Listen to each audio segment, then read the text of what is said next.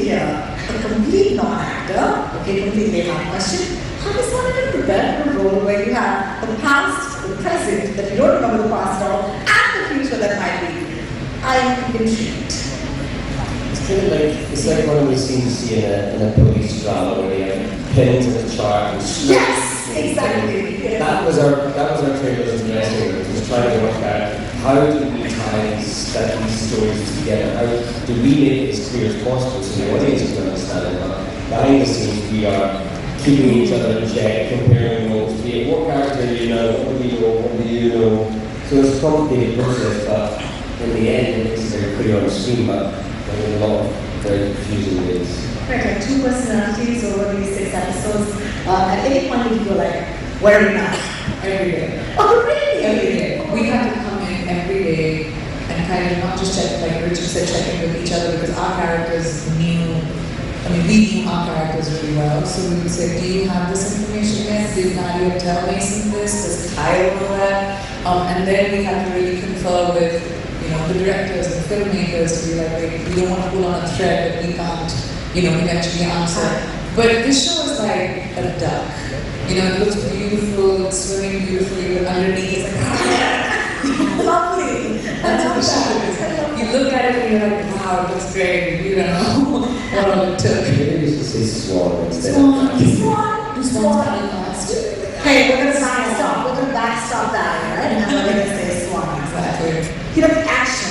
I've never seen anything like it. So the action is what they give us. But you aren't doing the action, guys. You're actually doing this. How physically demanding is something like this?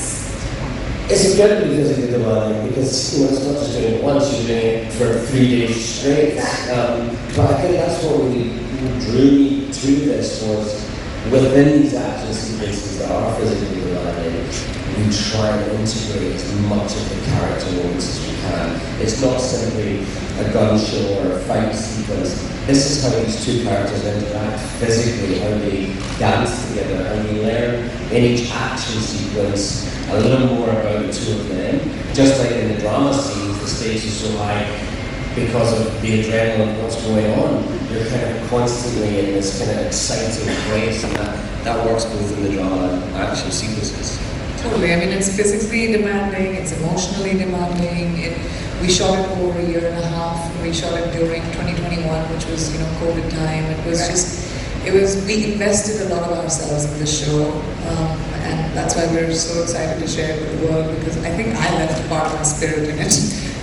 It was extremely intentional, and that's what makes this show stand out, is that it's not just flashy, it doesn't just have amazing action, and it's like big sequences and explosions, but you actually invest in the characters that you're watching, because that's the main story, is what's happening between them. Everything else is a byproduct of the story. Christian, would you like to answer that?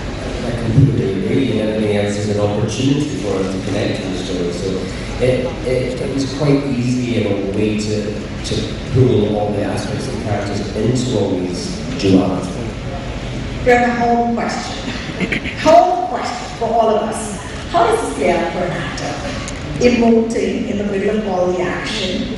So it's so much better than just doing action. Like hitting someone, punching someone.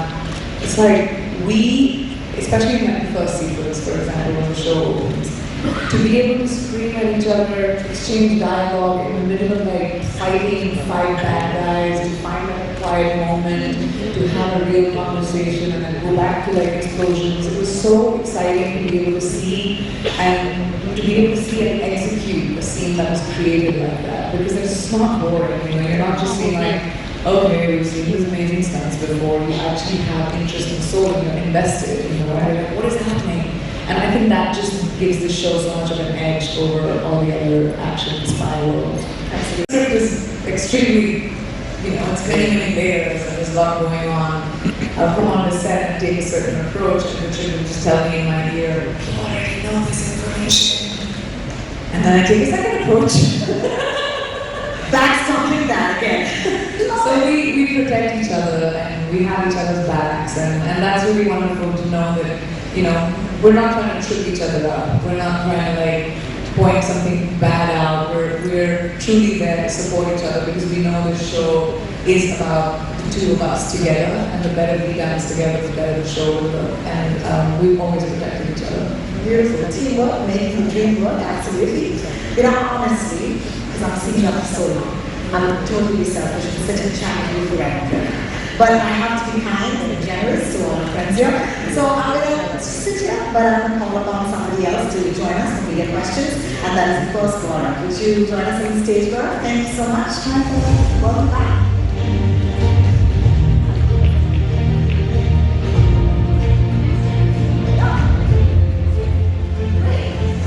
You know how it goes, our friends in the audience, our friends from the media, we've already got a lineup of journalists and publications that they're from. I'm going to take your name and the publication name and you can ask the question. First up, Paul in Zoom, are you here? Paul?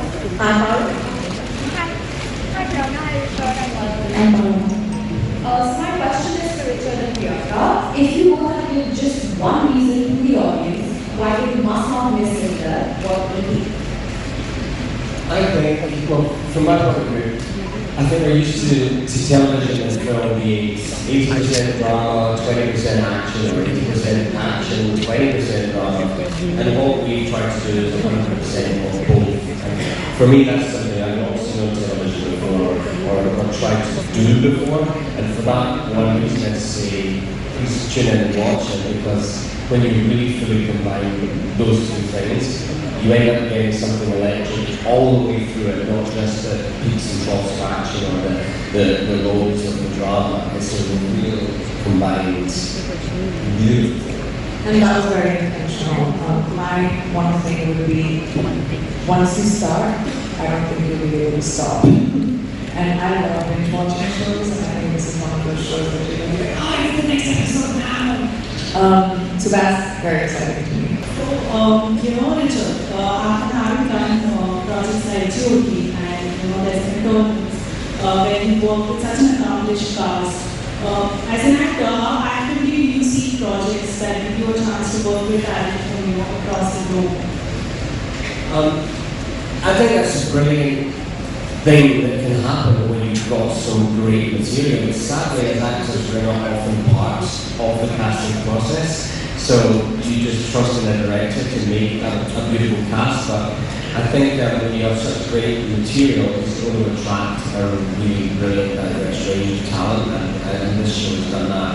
And maybe I've just been very lucky. You have worked with amazing actors. I think Citadel is obviously one of our biggest projects ever. So, and like you evaluate and you look at metrics across the board, you look at the number of people watching, you look at the number of, how much they watch and the fans.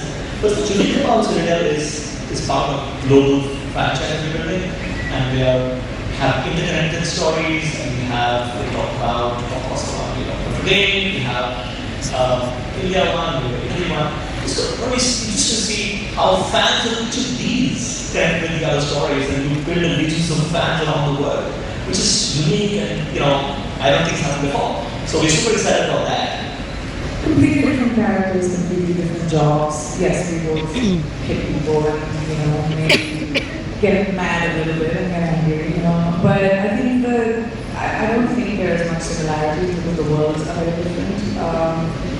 I think that I deliberately, and when you watch the show, you tell me I want to text from Pooja, but I deliberately tried to make Nadia very different from characters that I've played prior. She has a quiet confidence about her. She doesn't need to showcase, her badassery. It just comes naturally to her. So even like scenes and stuff, everything that I did comes from a place of internalization. So I hope you can see the differences of the character. Plus the world is completely different. That was based in real time. This is, a dystopian world. It's just, I think they're very different, but I'm way too different. Any other country in the world, and has an incredible amount of talent I would be honoured to work with. In terms of what kind of movie, I would like to do something comedic. I think I've do so many serious things. It would be good to do something a bit more comic because I've not really done that. So maybe that will happen in the future. I mean, just start thinking. I'm already thinking about it. That's not right. Speaking of franchises, there's a couple that come to mind. All right. Thank you so much for that. I think the similarities are that movies are movies, TV is TV. Wherever in the world you go, the language is the same. You know, you have a call sheet, you have a call time, you have the lady standing outside the trailers, you're late, come on, you have to know your lines, you know. So the madness is the same. I think the differences are cultural, and that should not be touched or changed. I think the cultural differences are, there's a lot of paperwork in Hollywood, like there's stamping, there's signing when you finish your working, and there's like the turnarounds, and there's a lot of emailing, and a lot of that happens. Versus here, we are a little bit more lax with time, you know, Indian stretchable time and all of that. But I think that the cultural differences are what I found different, but otherwise I think the medium of filmmaking is the same in both places. You were put into a corner. So, noting that is the reason you sought work in Hollywood. So, just wanted to know that why speaking about it now?